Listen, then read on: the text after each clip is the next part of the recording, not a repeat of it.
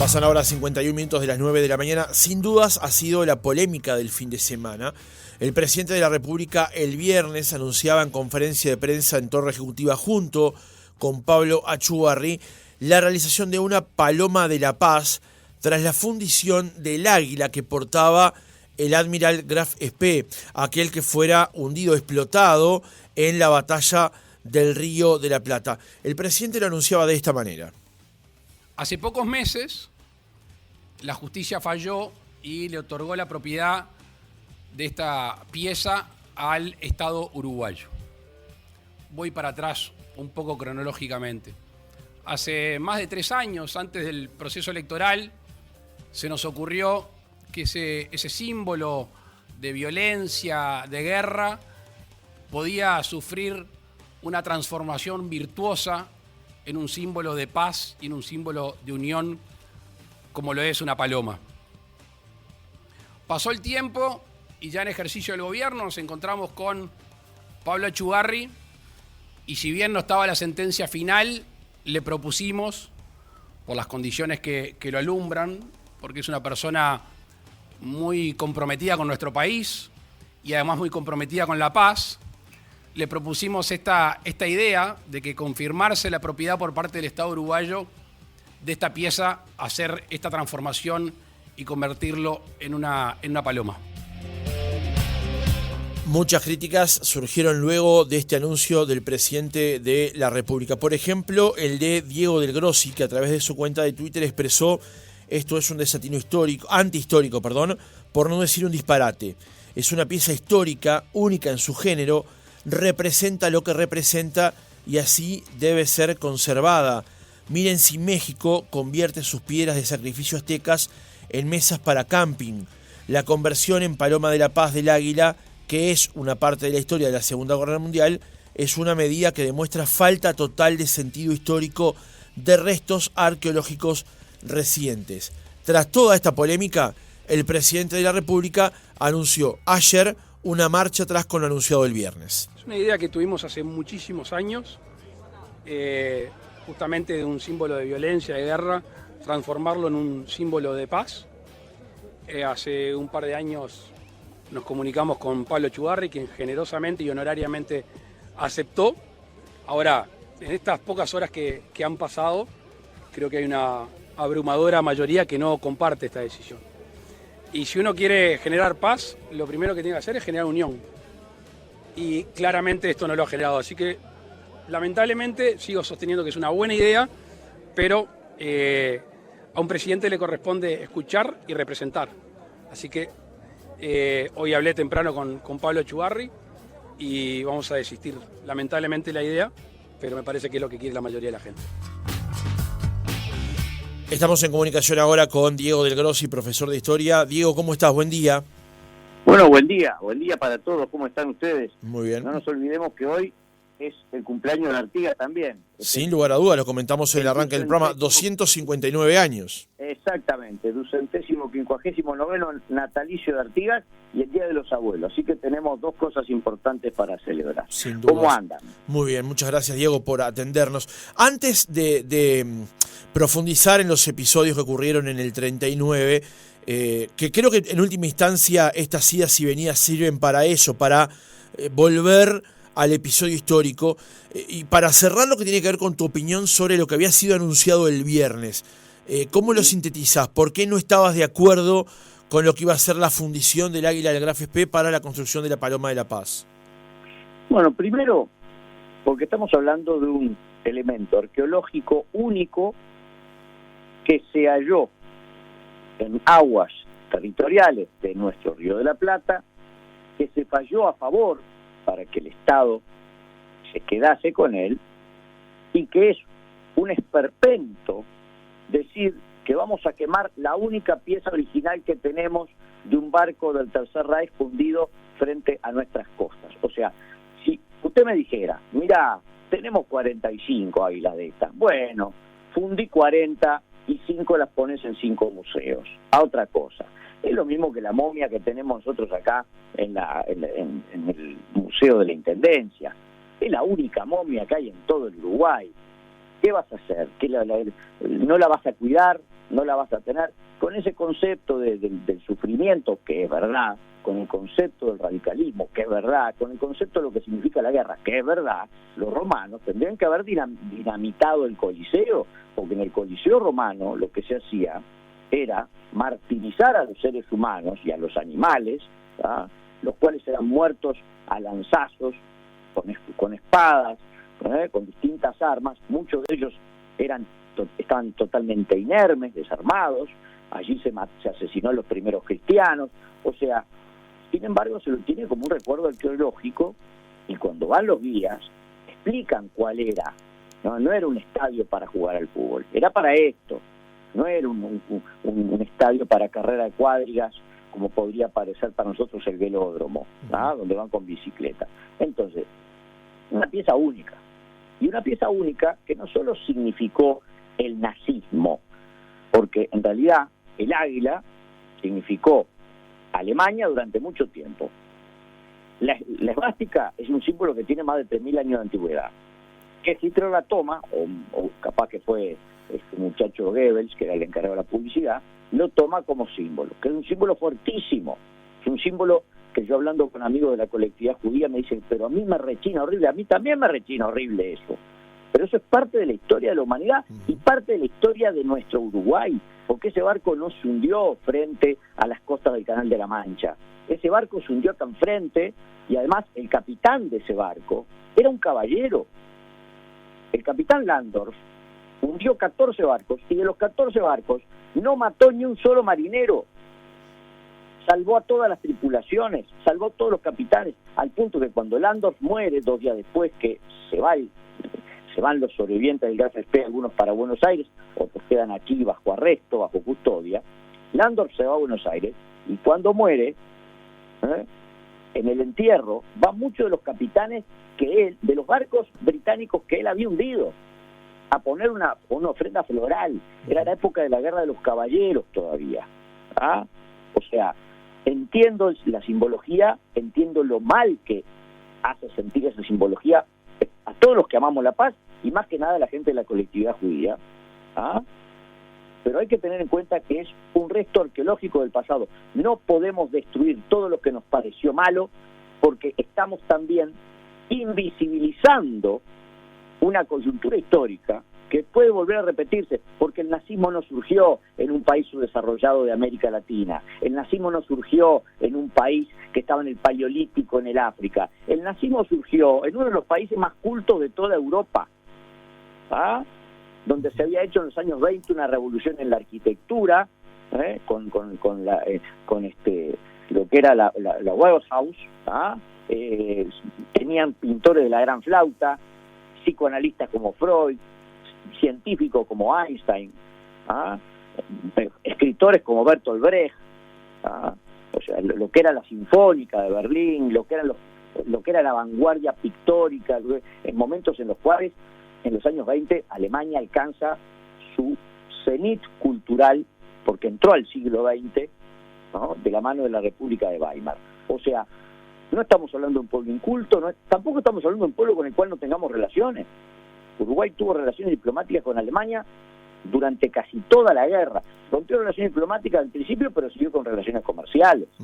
Y le declaramos la guerra en febrero del 45 porque no teníamos más remedio, porque si no, no dejaban entrar a la ONU. Porque el mejor negocio que tuvo Uruguay fue la guerra. Esto es espantoso lo que estoy diciendo, pero es verdad. Pero real, claro. Uruguay nunca estuvo tan bien como durante las 2 guerras mundiales. A Uruguay le va mal cuando en Europa hay paz. Y no estoy añorando la guerra, estoy diciendo una realidad. Entonces, lo que tenemos que analizar es todo. Tenemos que analizar por qué estaba esa águila ahí, quién la sacó y por qué. En el caso de que quedó en el listado, ¿por qué la quieren fundir? Porque es un símbolo de guerra y de sufrimiento, y de resentimiento y de racismo. Sí, lo es. Como lo son muchos de los frisos que nosotros vemos en las murallas egipcias, donde se ve al faraón decapitando o tomando de los cabellos a los que van a ser futuros esclavos de Egipto. ¿Está bien eso? No, está mal. Ahora, ¿vas a dinamitarlo? No. O sea, no.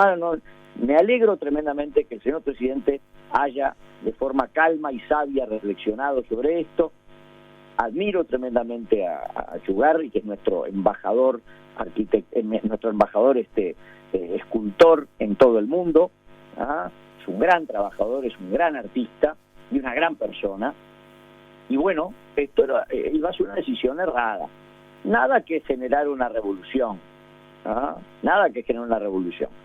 Pero sí perdíamos la oportunidad de tener en el acervo arqueológico de nuestra historia reciente, porque el Graf Spee entró a Montevideo, porque el Graf Spee estuvo en Montevideo, porque el Graf Spee se autohundió en las aguas territoriales de Montevideo. Como yo decía recién con otra radio que recién me entrevistaba, si Landorf, el capitán, hubiese tenido tan mala leche para con el Uruguay, que bastante mal lo tratamos, hubiese hundido el barco en el medio del canal de acceso al puerto de Montevideo y estaríamos todavía viendo qué empresa iba por licitación a sacar los pedazos del barco de ahí, porque no hubiese podido entrar ni salir ningún barco. ¿Me explico? Sí. O sea, hay que ver todo ese contexto. Sir Milton Drake, el embajador británico, Wani, nuestro canciller, el presidente Valdomir, el comandante Campos, ministro de Defensa. O sea, hay que ver toda la coyuntura en la cual esa águila terminó donde terminó. No representa solo al nazismo. A primera vista sí, obviamente que sí, pero representa también a un caballero del honor como fue Landorf, representa al Estado uruguayo proaliado, velando para que ese barco saliera de acá lo antes posible, representa al Imperio Británico pujando para que lo larguemos, representa al embajador alemán diciendo déjenlo más tiempo, así se recupera. Representaron 3 días, fueron 72 horas electrificantes para todos, y todo en base a este barco, que es un pecio se le dice al barco hundido. Hay tanto para hablar del Graf Spee, y si se tuviera el águila, que es el águila de la popa, de la cola del barco, no es el águila de la proa, se le puede hacer incluso intervenciones artísticas de manera digital, mediante el láser. Los niños en las escuelas podrían hacer una intervención artística, los artistas pueden hacérselo, cualquier persona podría hacérselo, hacer una muestra itinerante, tenerlo en el Museo de Sarandí del G, hacer un museo específico, tenerlo en el Museo Naval, que tenemos aquí en el puerto del buceo. Entonces, hay muchos lugares donde tenerlo. Ahora, Diego, te quería justamente preguntar sobre eso, porque dónde tenerla y cómo conservarla es un planteo que se puede hacer a partir de este escenario, porque hubo un momento en el que se pensó que una opción era subastarla, y subastándola sí podía caer en manos de aquellos que la transformaran en un elemento de culto. Sí, o viceversa.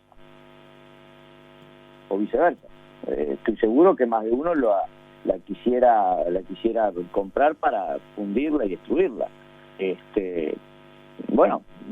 Algo parecido hicieron los del grupo ISIS en Siria, ¿no? Cuando quedaban unos budas tremendamente inmensos enclavados en una montaña, el propio Estado de la India les ofreció financiar, desmontar y traer hacia la India esos símbolos sagrados de su religión, y lo de ISIS dijeron no y lo volaron a la gran flauta, lo dinamitaron. O sea, ¿hasta dónde por tapar la barbarie cometemos un hecho también barbárico, como destruir un resto arqueológico único que sirve además para poder enseñar la historia? Y que también le estamos faltando al respeto a los marineros que entre 18 y 22 años murieron en el Graf Spee, en el Ajax, el Exeter y el Aquiles, porque fueron tipos que lucharon por sus convicciones. Acá nos olvidamos de todo eso. Uruguay es el único país en el cual la batalla de las piedras es el 18 de mayo, una batalla importantísima, y las agendas de papel la ponen el 22 de mayo porque cambian el feriado. Se ponen 22 de mayo batalla de las piedras. Entonces, que no me vengan a hablar de que queremos el patrimonio, que queremos la patria, que queremos nada. Lo que quieren destruir tienen que analizar si es simple odio o es ignorancia. Yo quisiera creer que es ignorancia, porque al fin y al cabo están queriendo tapar el odio con más odio. Y lo único que hacemos, tapando odio con más odio, es perpetuarlo. O sea, este es un símbolo de guerra, es un símbolo de racismo, es un símbolo de muerte. Hay que tenerlo en un lugar adecuado para el que lo pueda ver, pueda adoctrinarse él de lo que fue la paz necesaria, o de lo que es la paz necesaria, que no es simplemente un dibujito. ¿Ah? O sea, nosotros adoctrinamos también, adoctrinamos en la libertad, adoctrinamos en la democracia, en la república, en el respeto hacia el otro, en la equidad de derechos, en la equidad de género, en la igualdad. Bueno, utilicémoslo para enseñar, porque si no mañana dejamos de estudiar el cáncer también, porque como el cáncer destruye, es feo, caca, culo, mata gente, entonces eliminemos la carrera de oncología, ¿no? Eliminemos todo el cáncer que haya sobre la tierra y va a seguir estando. No lo estudiemos, porque si estudiamos eso, estudiamos algo feo que mata gente. Esto es lo mismo. Hay grupos neonazis en Alemania que están resurgiendo, en Alemania y en Austria. En Finlandia acaba de ganar la extrema derecha. ¿Ah? Entonces digo, a ver muchachos, media pila. Tenemos algo que es un resto arqueológico único, que hay que conservarlo, que haya significado lo que haya significado, está ahí y hay que conservarlo, como se conservan las piras de sacrificio de los aztecas, como yo puse un poco en broma, un poco en serio, mañana el Estado mexicano transforma las piras de sacrificio en mesa de camping para que nadie piense que ahí murió gente. Eso es negar la historia. Diego, como hay tantos... Sí, adelante. Brevemente, vos sos, además de profesor de historia, en particular, sos muy estudioso de estos temas, y esta oportunidad en todo caso sirve para reconocer o volver a hablar sobre un episodio histórico que fue la batalla del Río de la Plata. Todo esto comienza con la decisión de Hitler de mandar justamente este barco a esta zona con la intención de cortar parte de los suministros que llegaban justamente hacia Europa. ¿Qué fue dentro de esa logística, llamémosle de alguna manera, el Admiral Graf Spee? Bien, el Admiral Graf Spee forma parte de una flotilla que fue distribuida en lugares estratégicos de los 7 mares antes de que la guerra comenzara. Cuando la guerra comienza, pasan un par de días, ahí les llega la orden de comenzar a cazar a los mercantes que, semiplena prueba hay, estén comerciando con países aliados. El Graf Spee hace un periplo que va desde el Mar del Norte, pasa por el Ecuador, está frente a las costas africanas, ahí comienza ya a hundir algunos mercantes, va hasta la zona de Mozambique y en África, hunde otro barco, vuelve. La flota británica de las Falklands o Malvinas es la que está encargada de perseguirlo, que eran 4 buques. En realidad, para perseguir al Graf Spee se designaron 7 flotas distintas. Fue un gasto de la gran flauta para el Imperio Británico. Desamarrar un buque de guerra, ¿no? Cargarlo de combustible, marineros, munición, comida, aceite, repuesto y largarlo al mar es carísimo. Lo que le significó a los británicos fue un gran dolor de cabeza. Y lo que hizo Landor fue un error estratégico. Se metió en Montevideo pensando que se le iban a dar todas las garantías que se le dieron, pero que no eran las garantías que él esperaba. Él al final reconoce en su última carta al almirantazgo alemán que se equivocó, que tendría que haber ido directamente a Buenos Aires, porque Buenos Aires tenía un gobierno más pro-fascista o pro-alemán. Y la misión la cumplió, hasta donde pudo la cumplió. Hundió cargueros. Era una especie de corsario, digamos, ¿no? Era un corsario, sí, era un corsario. Hundió cargueros, que era su objetivo principal, rehuyó el combate en todo momento, y cuando tuvo que plantar combate frente a Punta del Este, en alta mar y luego frente a Punta del Este, lo hizo. Y lo hizo de manera victoriosa, porque dejó casi fuera de combate a uno de los cruceros británicos y a los otros 2 los dejó bastante maltrechos. Entonces, había un gran temor hacia este buque y bueno, con engaño se lo hace salir a alta mar, con engaño, porque obviamente la inteligencia británica estuvo moviéndose de una manera impresionante, ¿no? Los franceses, los británicos, los alemanes también. Y es mentira que Hitler no quería que lo hundiera. Este barco se hunde con autorización del Führer. Es mentira que Hitler mandó bombardear Montevideo si Montevideo no le daba más tiempo de auxilio, de asilo. Y él, si quería, lo podría haber hecho, porque el ejército alemán tenía la diferencia con otros ejércitos, que tenía una autonomía de decisión.